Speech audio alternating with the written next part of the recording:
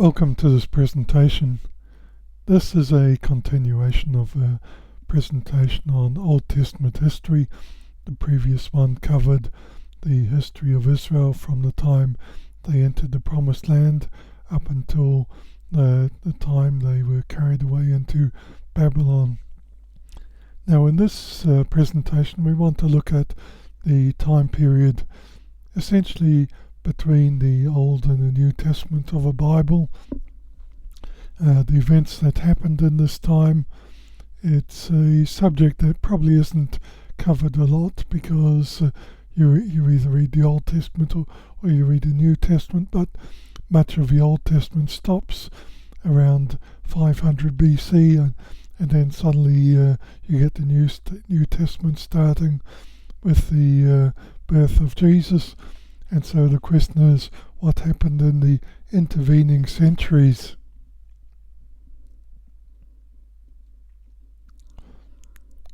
Now the last events described in the Old Testament, we heard before about the decree of Cyrus to allow the Jews to return to Jerusalem. That decree was issued in 538. The temple was rebuilt in 516. But even though the temple had been rebuilt, the city of Jerusalem wasn't completely rebuilt, and many of the Jews remained in Persia. Among them was Esther, who became queen of Persia 479 BC. In 458 BC, there was a decree of the Persian king Artaxerxes, and his decree allowed for the many things, including the adornment of a temple and returning of many of the items in the temple. And this has been suggested as the start of the 70 weeks prophecy, a large subject that we won't cover here. In 445 BC, Nehemiah becomes governor of Judah, and then a while later the walls of Jerusalem are rebuilt under difficult times. So this is the time period, this is the last event, the book of Nehemiah, the last things that are actually covered in the Bible itself, at least in terms of a historical account. However, there are prophecies about things that would take place after this.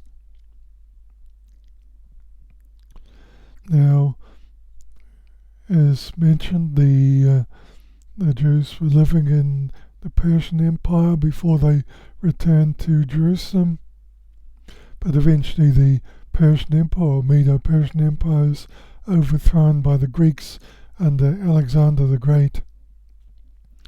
And this is depicted in Daniel chapter 8 in prophetic terms.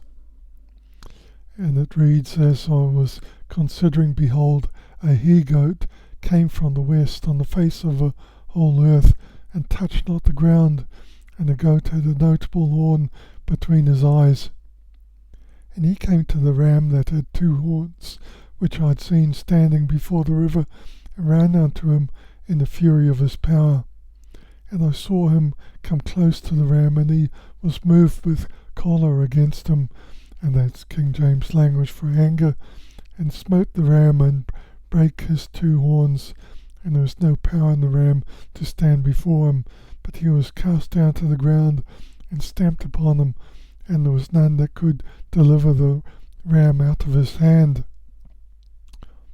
Now it talks here about a he-goat, a male goat, an animal. This is prophetic language, of course, symbolic language coming from the west, and the west of the known world. Well, Greece is a long way to the west in this context, and he touched not the ground, meaning he came with considerable speed and considerable force, and he came to the ram that had two horns, the two horns representing the Medes and the Persians, standing before the river Euphrates, and ran unto him in the fury of his power. And I saw him close unto the ram, and he was moved with choler against him, and smote the ram. And if you read the story of how Alexander the Great came and attacked the Persian Empire, that mighty empire, it was like he was a man possessed. He came from this tiny region in Greece. He came from Macedonia, and he took his army and he just attacked like a crazy man, and utterly destroyed the Persian Empire, and there was nothing that could stop them from achieving their goal. They were cast to the ground. And the final empire of Alexander the Great was quite large in terms of ancient times. It stretched from Greece all the way to Egypt, across Persia, and all the way to Afghanistan. And it was really a huge empire. If you look at it in terms of a map of Asia and Africa, it's a significant bite out of the continents that we see there, and much larger than any other nations at the time. And this all happened in extremely rapid speed. Alexander conquered the world by the age of 30, and at that point he came to a stop, an abrupt stop. In 332 BC, Alexander the Great's invading army is met by priests outside of Jerusalem. They convince him not to destroy Jerusalem by showing prophecies contained in Scripture concerning him, and so Alexander spares the city and the temple. And so Alexander is shown these prophecies that we were told about in Daniel chapter 8. And of course, this capture by Alexander the Great of the land, including Jerusalem, is very significant. It means that the whole of his empire becomes Greek-speaking, and Greek eventually becomes a common language throughout the whole of that region, which is why the New Testament of a Bible is eventually written in Greek, and it's actually a very good language for expressing the complex ideas expressed in the New Testament, much better than some of the other languages that had a much smaller vocabulary. After Alexander the Great's death, his empire is split up among his 4 generals. And then Daniel chapter 8 and verse 8, therefore the he-goat waxed very great, and when he was strong, the great horn was broken, and came up 4 notable ones towards the 4 winds of heaven. So when the he-goat was very great, and we call him Alexander the Great, and when he was at the peak of his strength, he died, and his kingdom was broken up among his 4 generals, Seleucus covering Syria, Upper Asia, Ptolemy in Egypt, Cassandra in Macedonia, Greece, and the last guy in Thrace and Bithynia. Now, the 4 winds of heaven, an expression that we read here, if we were going back to that verse, towards the 4 winds of heaven, to understand the symbolism, the 4 winds of heaven refer to the north, south, east, and west. An example is in Jeremiah 49 verse 36, and upon Elam will I bring the 4 winds from the 4 quarters of heaven, and it will scatter them toward all those winds. So this is a different prophecy, but again, talking about the 4 winds, 4 quarters of heaven, the 4 cardinal points of a compass.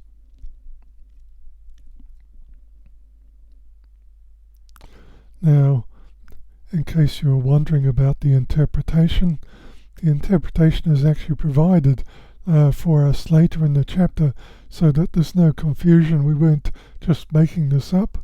Daniel chapter 8 and verse 20, the ram which thou sawest, having 2 horns, are the kings of Media and Persia.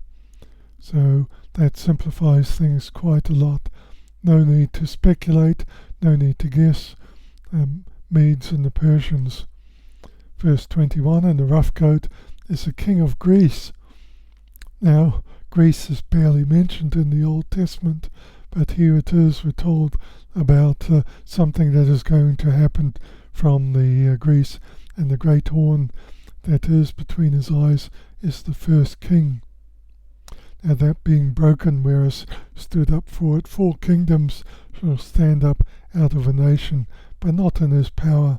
Those 4 kingdoms are not going to have the same power or the same extent as the original empire of Alexander the Great, the very brief empire which he established. And there's a map that roughly depicts those 4 kingdoms, and they can be described roughly as north, south, east and west. In particular, we have Seleucids, that are the kings of the north, the Ptolemies, the kings of the south, and then we hear in Daniel chapter 7 conflict between the kings of the north and the kings of the south. Now, if you are familiar with prophecies in Daniel, some of these prophecies depict what you might call the big picture, the overall thing, the succession of kingdoms, Babylon, Persia, Greece, Rome, and the nations of Europe, and it's the big picture. And then after that you get a zooming in, if you will, towards the individual things that happen, and that's what we saw in chapter 8 about the kings of Persia and the king of Greece. And then in chapter 11 it zooms in even more towards this fight between the kingdoms that are battling over Jerusalem. Obviously Jerusalem is the important city for the context of the Bible. Not that the rest of the world is unimportant, but from a Bible perspective and from the perspective of the Jews and their history and the history of the temple, Jerusalem is the thing that matters.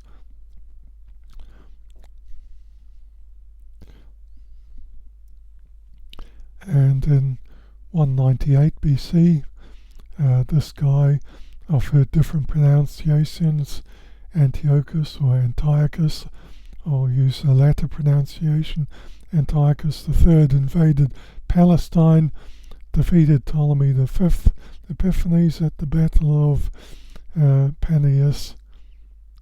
Antiochus was restrained from the invasion of Egypt by Rome, which declared Egypt a Roman protectorate. So by this time, Rome was starting to get involved with the politics of the region, even though it wasn't a major empire yet. Rome had still a long way to go to become the mighty empire that it was later to become, but even now it was exerting its muscle around the place. Antiochus and Ptolemy signed a treaty which transferred Palestine from Egypt to the Seleucid Empire. Ptolemy married the daughter of Antiochus. And on Daniel chapter 11, and I'm reading from the Amplified Bible, and if you want to see more detail, read the Amplified Bible yourself. It's very clear that they understand or have this understanding of Bible prophecy in terms of kings of the north and kings of the south, but you can compare that with another translation if you will. But the Amplified Bible is very, very good for making it clear what these symbols represent. And in Daniel 11 verse 15, then the king of the north shall come, cast up siege works, and take a well-fortified city, and the forces of the south shall not stand, or even his chosen troops, for there shall be no strength to stand against the Syrian king. But he, Antiochus the Great, who comes against him from Syria, shall do according to his will, and none shall stand before him, and he shall stand in the glorious land of Israel, and in his hand shall be destruction, and all the land shall be in his power. So this describes the kings of the north taking over the land of Palestine, as it was later to become known.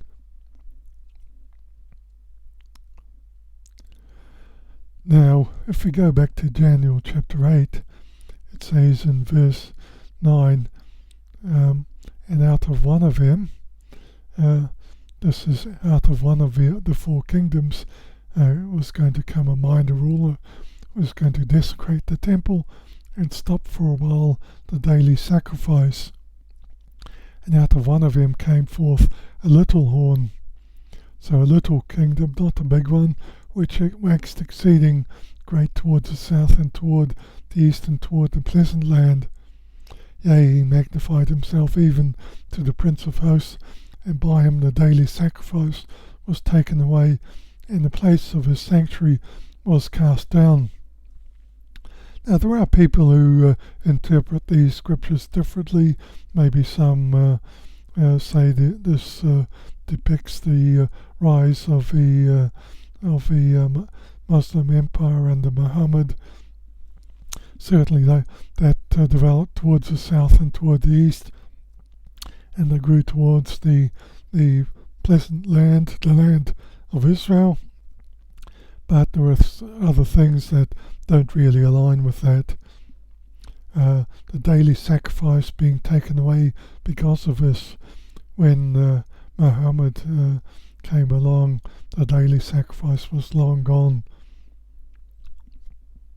and the place of his sanctuary was already long cast down by that time, 600 years later. So when it talks about waxed exceeding great toward the south and toward the east and toward the pleasant land, Antiochus IV almost succeeds in conquering Egypt. And in Daniel 11, you can read the two chapters and side by side in the Amplified Bible, and he shall stir up his power and his courage against the king of the south, Egypt, with a great army.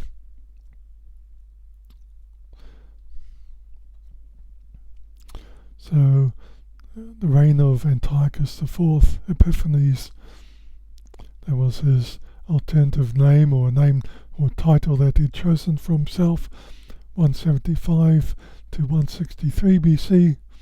Antiochus desecrated the temple, carrying off the sacred objects and massacring 40,000 Jews. After a second expedition to Egypt in 176 BC, he again sacked Jerusalem. He entered the Holy of Holies and sacrificed a pig on the altar and erected an altar to pagan gods. He burnt copies of the Torah and prohibited circumcision and the observance of a Sabbath.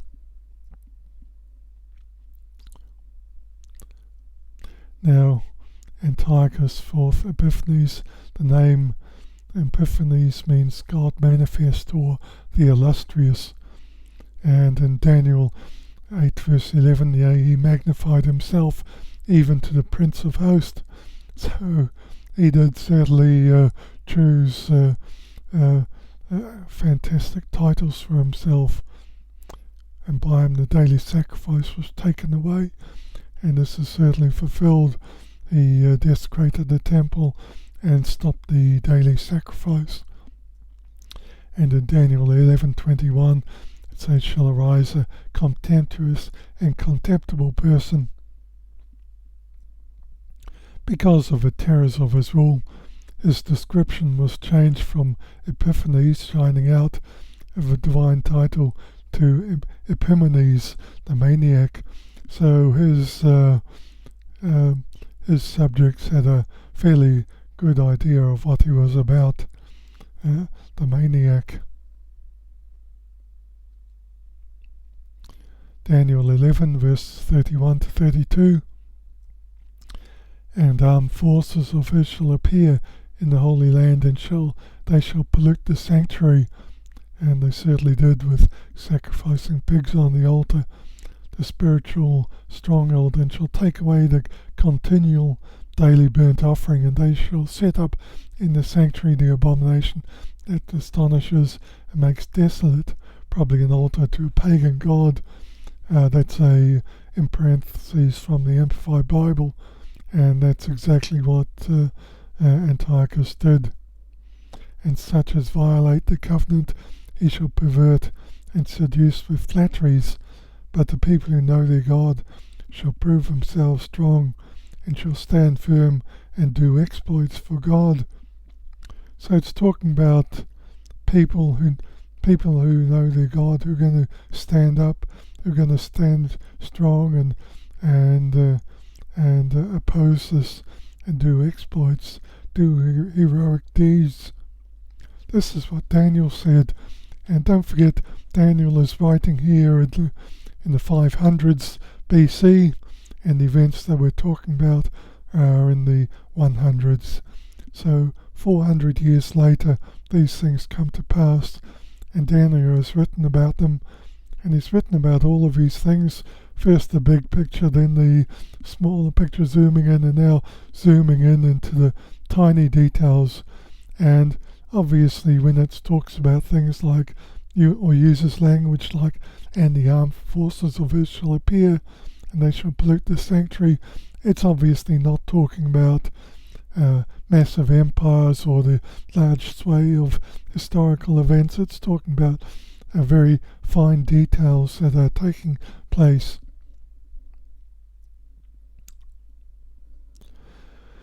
Now, in 167 to 163 AD, there was the Maccabean Revolt, and the appearance of subsequent Hasmonean dynasty in Judea, which involved a short time of Jewish independence from other nations.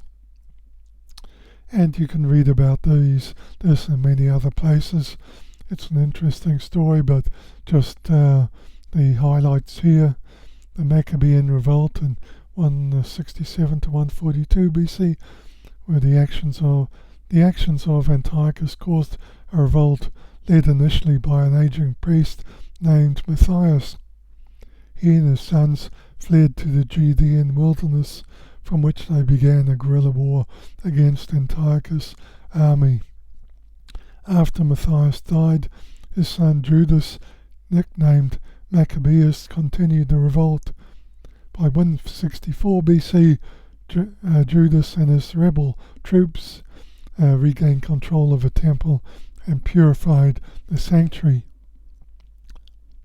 And this liberation and purification is celebrated today by the Jews of Hanukkah, or the Feast of Dedication. The Maccabean Revolt became an important historical marker for the Jews. And so this became a very important part of the Jewish psyche, a very important part of their way of thinking. They now came to believe that foreign domination could be defeated through dedication and through the tactics of revolt. And this had important consequences in later centuries when they revolted against the Roman Empire.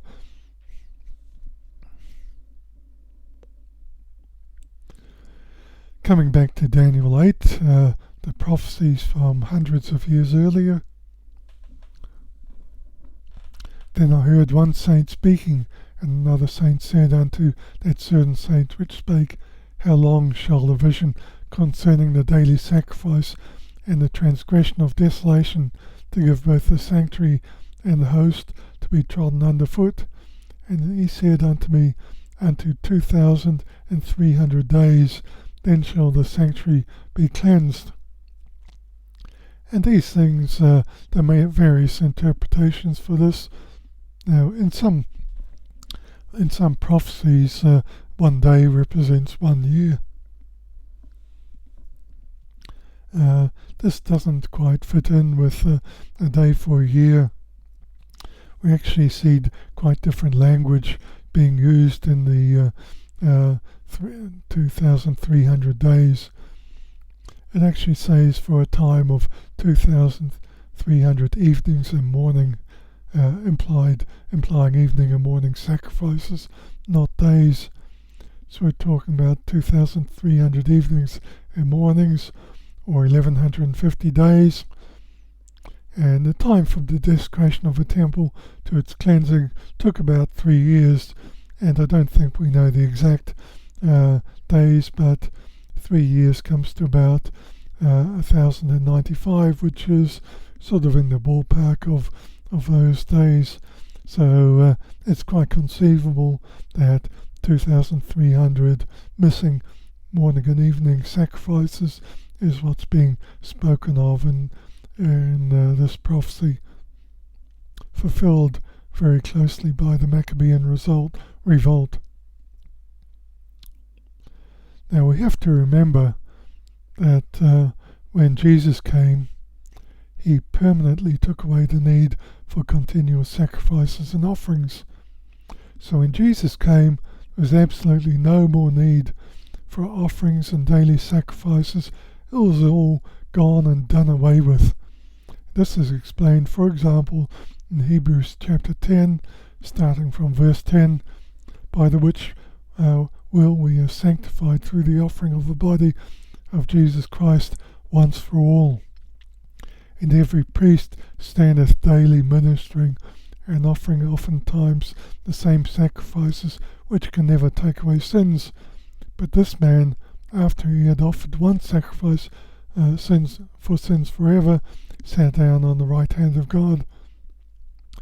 So this time when Jesus came, the daily sacrifice was irrelevant. It was gone.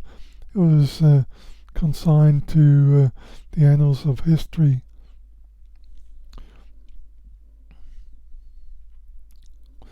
Now coming back to Daniel chapter 9 and this time, and the prophecy of 70 weeks.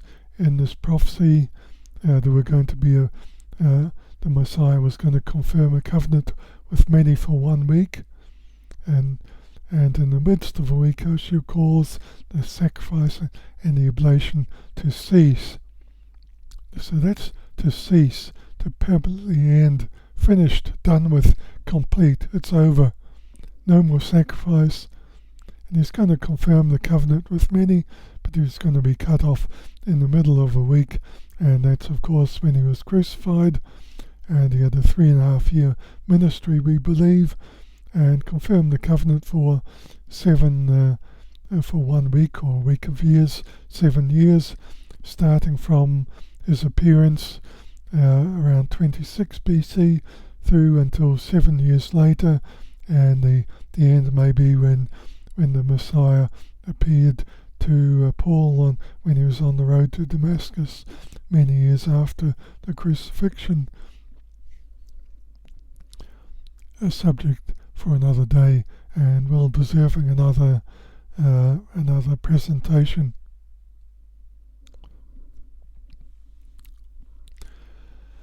Now, we could say things were happily ever after, but that isn't actually the case. Many of the same issues which led to the Maccabean revolt remained under the Hasmoneans. The high priests were not from the Aaronic line. They were not descendants of Aaron and were therefore technically unlawful priests. Likewise, over time, the Hasmoneans spent more time looking for territorial expansion, conquering Idumea, that's Edom.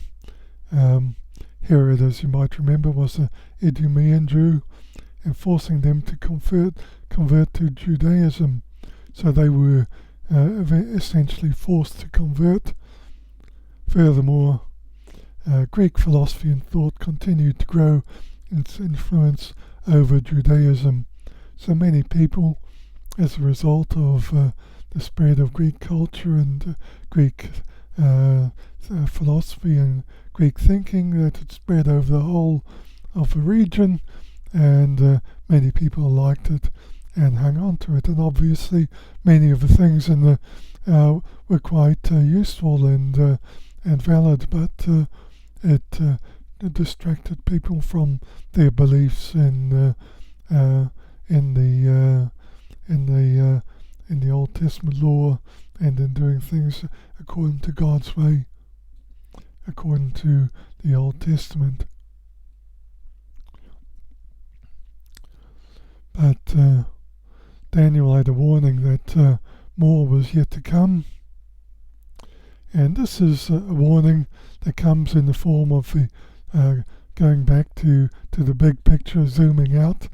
Daniel chapter 7 and verse 7. After this I saw in the night visions, and behold, a fourth beast, dreadful and terrible, and strong exceedingly, and it had great iron teeth.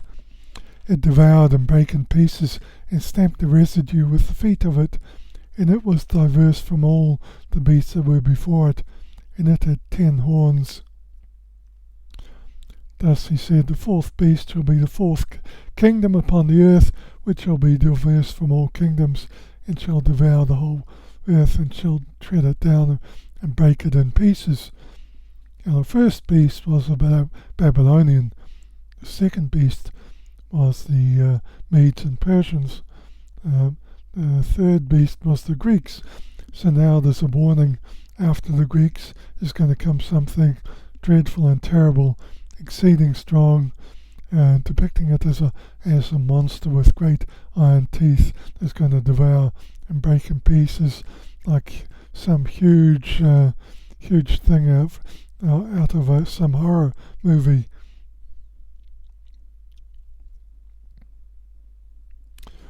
Now this comes in the form of a Roman Empire, and in the form of smiles and nice-looking people.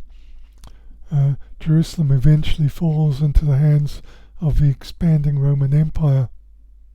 Conflict between two Jewish princes escalated. The Pharisees sided with Hyrcanus, and the Sadducees with Aristobulus, and they foolishly called on the Roman general Pompey for assistance. So they say, come and help us. The Pharisees and the Sadducees are at it already, fighting and disputing with each other. That disputing continued into the New Testament times, and one side asks for the Romans for help.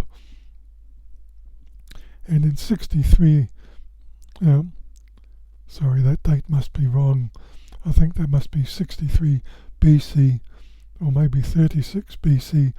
Jerusalem is captured by Pompey, and he enters the Holy of Holies in the temple, and is disappointed to find it completely empty. So we know the Ark of the Covenant is gone long by then. An apology for not having the correct date at this point, but you can look it up in Wikipedia if you want. And the Roman Empire conquering nations in the eastern third of the Mediterranean region is depicted symbolically also in Revelation chapter 12 and verse 4. And his tail drew the third part of the stars of heaven, and did cast them to the earth. And the dragon stood before the woman which was ready to be delivered, for to devour her child as soon as it was born. So this empire is being depicted now as a dragon ready to devour the child Jesus. The woman represents Israel, and the dragon is there ready to destroy Jesus when he comes on the earth. But obviously the attempt to kill Jesus through Herod, the Idumean Jew, fails.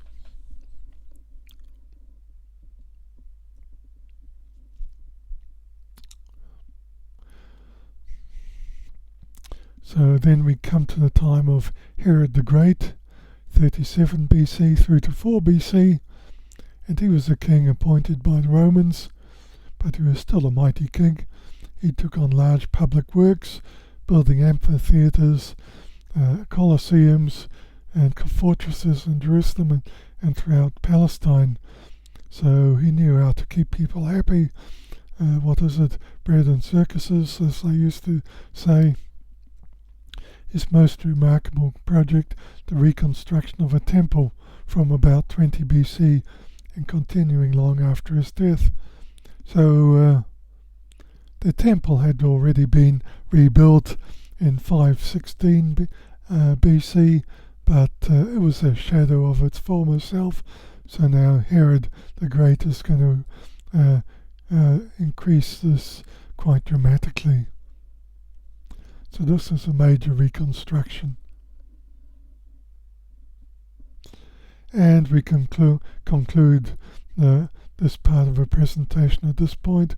We'll continue with what happened to the temple in the next presentation. I hope you join me to listen to that. Thank you very much for listening.